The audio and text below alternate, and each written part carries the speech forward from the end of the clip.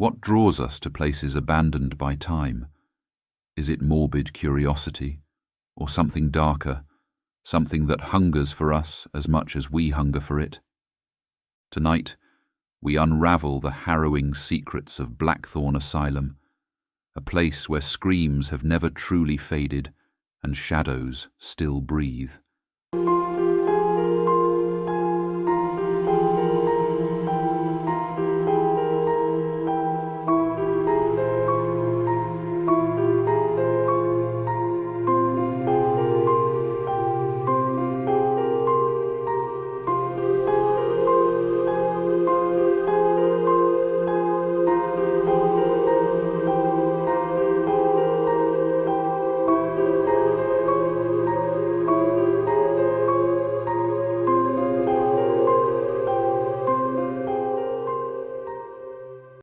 A haunting inside the forgotten asylum.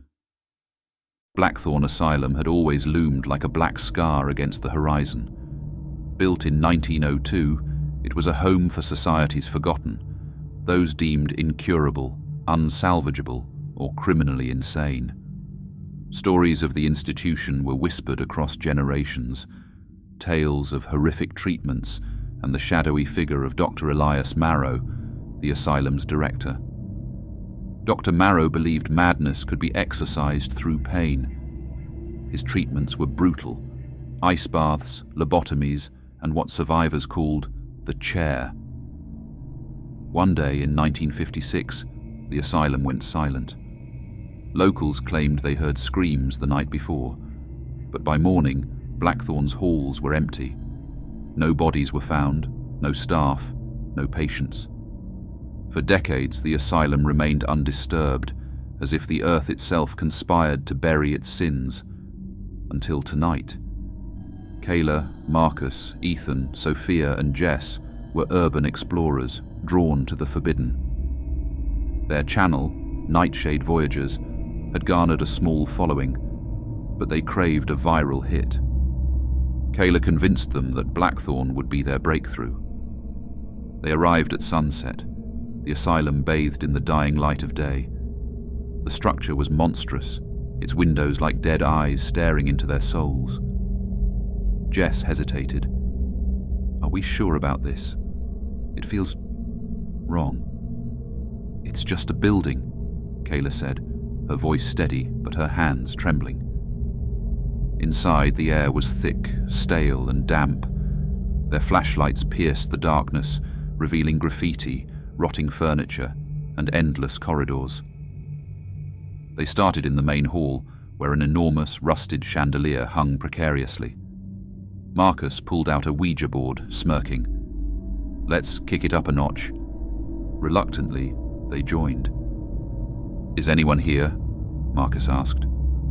The planchette remained still, but then Jess screamed, "I saw something." She pointed to the far end of the hall where a shadow had darted past. "There's nothing there," Ethan said. "Stop freaking out." But the air had changed. It was colder, and the shadows seemed alive. In a side room, they discovered a leather-bound journal. Its cover was engraved with Dr. E. Marrow. Inside were pages of cryptic notes about the purge ritual and channeling madness. "The chair will cleanse the impure," Kayla read aloud. Suddenly, a loud crash echoed through the building. Their cameras caught the sound of heavy breathing, but none of them were breathing that hard. As they ventured deeper, the asylum seemed to shift. Corridors they had passed before were gone, replaced by new ones. The walls seemed to pulse, like a living organism. Jess refused to go further. "We need to leave. Now." But Kayla insisted. "We're close to something. I can feel it." In the basement, they found the chair, a horrifying contraption with leather straps and rusted spikes. The air around it buzzed with an unnatural energy. That's when the lights on their cameras began to flicker. A guttural growl filled the room, and a figure emerged from the shadows, a patient in a tattered straitjacket, its face obscured but its eyes glowing with malice. The group scattered. Ethan ran into a corridor that shouldn't exist. Sophia screamed as unseen hands dragged her into the darkness. Kayla and Marcus tried to find their way out, but the asylum wouldn't let them go. Kayla found herself in a room filled with rotting corpses, patients who had been forgotten, their bodies arranged in grotesque poses. On the wall, a message was scrawled in blood. The chair demands a sacrifice. Marcus was gone.